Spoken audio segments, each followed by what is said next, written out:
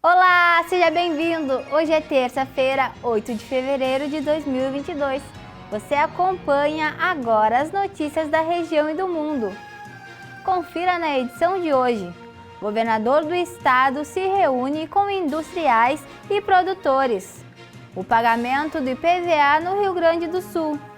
Praça Shopping amplia a faixa etária para vacinação pediátrica. Nova medida para gerenciar moeda em circulação. Novo app que facilita a entrada dos brasileiros nos Estados Unidos. Cai o endividamento das famílias brasileiras. Essas notícias você acompanha agora no Informe Região.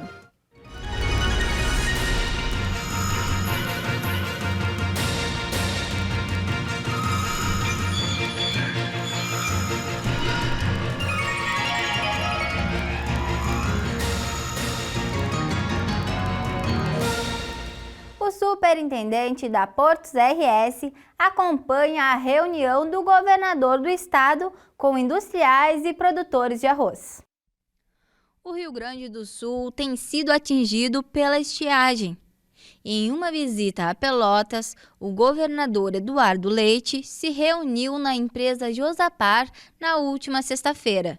Participaram da reunião o superintendente da Portos RS, Fernando Estima, e com produtores da região que demonstraram ao governador as dificuldades enfrentadas com a falta de chuva e com a carga tributária, o que acaba gerando concorrência com o cereal que é produzido no Paraguai.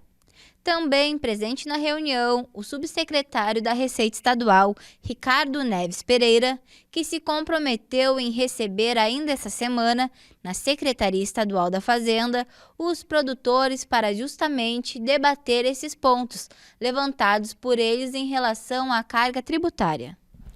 O pagamento do IPVA do Rio Grande do Sul começa em abril. A data limite para a quitação dos débitos varia conforme o dígito final da placa do seu veículo. Confira agora no gráfico e prepare o print. O IPVA é o Imposto sobre a Propriedade de Veículos Automotores, uma arrecadação de competência da Secretaria Estadual da Fazenda.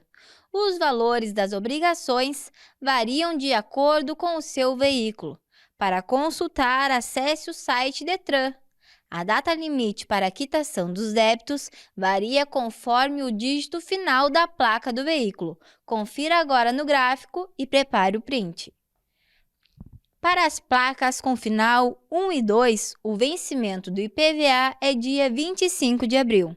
Para as placas com final 3 e 4, o vencimento do IPVA é dia 26 de abril. Para as placas com o final 5 e 6, o vencimento do IPVA é dia 27 de abril. Para as placas com o final 7 e 8, o vencimento do IPVA é dia 28 de abril. E para as placas com o final 9 e 0, o vencimento do IPVA é dia 29 de abril. O valor pode ser pago por meio dos bancos conveniados, Banco do Brasil, Banrisul, Bradesco ou Sicredi. Hoje, no Praça Rio Grande Shopping, crianças de 5 a 11 anos de idade podem ser imunizadas contra o coronavírus. Para receber a vacina, deve ser apresentada a carteira de identidade, CPF, cartão do SUS e caderneta de vacinação. Confira. O Praça Rio Grande Shopping segue como ponto de vacinação contra o coronavírus, através da Prefeitura Municipal do Rio Grande e Secretaria de Município da Saúde, foi ampliada a faixa etária para vacinação pediátrica. A imunização acontecerá das 14 às 17 horas. Serão distribuídas 120 fichas e o responsável deverá aguardar na fila até o momento da imunização da criança. Hoje, receberão a imunização as crianças de 5 a 11 anos de idade. Os pequenos devem estar acompanhados dos pais ou responsáveis legais. É essencial que a criança não receba qualquer tipo de vacinação nos 15 dias anteriores e posteriores a essa imunização. O Banco Central começou a receber depósitos voluntários de instituições financeiras mediante a remuneração. Os depósitos serão usados para fins de políticas monetárias, funcionando como alternativas para operações compromissadas, os chamados títulos públicos. O Banco Central informou que os depósitos voluntários servirão para o gerenciamento da quantidade de moeda em circulação no sistema financeiro e controle da taxa de juros de curto prazo, sem impactar a dívida pública. A medida amplia a utilização do instrumento, antes restrita apenas às instituições financeiras que atuam no mercado aberto e de câmbio. Agora a autarquia também passa a receber depósito voluntário de instituições financeiras titulares de contas de reservas bancárias ou de contas de liquidação. Atualmente, o BC administra a quantidade de moeda no sistema bancário por meio das operações compromissadas, a venda de títulos públicos com compromissos de recompra. Esses títulos são emitidos pelo Tesouro Nacional e contabilizados na dívida bruta do país. Com o novo mecanismo, as instituições financeiras poderão realizar depósitos de recurso no Banco Central de forma voluntária, por período pré-determinado e recebendo uma taxa de remuneração sobre o montante aplicado. Essa remuneração não é somada à dívida pública. O governo federal informou que desde ontem está disponível para os brasileiros um programa que permite a entrada nos Estados Unidos de maneira rápida e facilitada, sem necessidade de passar pelas filas de imigração. Vamos conhecer esse aplicativo. Para participar, os cidadãos brasileiros devem fazer sua inscrição na plataforma do programa, pagar a taxa de inscrição de $100, cumprir o processo de registro e avaliação prévia e serem aprovados pela autoridade de aduanas dos Estados Unidos. O governo federal informou que o Global Entry é um programa que permite a liberação rápida no controle do passaporte no momento da chegada aos Estados Unidos, sob a administração da Autoridade Aduaneira Norte-Americana e de Proteção de Fronteiras.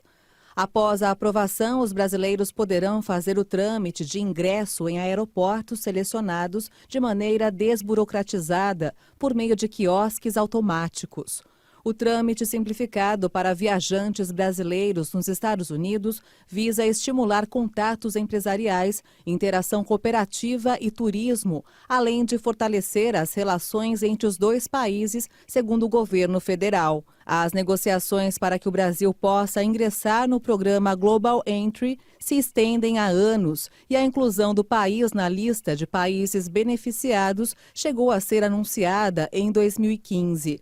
Em 2019, o Ministério das Relações Exteriores brasileiro anunciou que daria início à fase de testes. E em março de 2020, o governo publicou o decreto com as primeiras regras para a adesão do Brasil ao programa.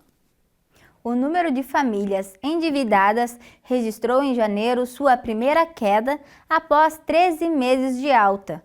O balanço foi divulgado hoje pela Confederação Nacional do Comércio de Bens, Serviços e Turismo. A queda se deve principalmente à alta dos juros, que encareceu o crédito e fez os consumidores evitarem tomar empréstimos, disse a Confederação Nacional do Comércio de Bens, Serviços e Turismo, CNC. 76,1% das famílias relataram estar endividadas neste começo de ano. Em dezembro, eram 76,3%, patamar recorde do levantamento. O percentual segue bem acima do registrado um ano antes, de 66,5%. Com a alta dos juros, aumentou também o percentual de famílias com dívidas ou contas em atraso, de 26,2% para 26,4%, na passagem de dezembro para janeiro, o maior nível desde agosto de 2020, e a maior proporção para meses de janeiro observada na série histórica da pesquisa. Houve também alta entre os que dizem que não terão condições de pagar as dívidas, de 10% para 10,1% no primeiro mês de 2022. Na avaliação por faixas de renda, a CNC apontou que o endividamento caiu entre as famílias com renda mais baixa. Já os que ganham mais contraíram mais dívidas no período. Entre as famílias com ganhos até 10 salários mínimos, o percentual de endividados recuou de 77,7% em dezembro para 77,4%.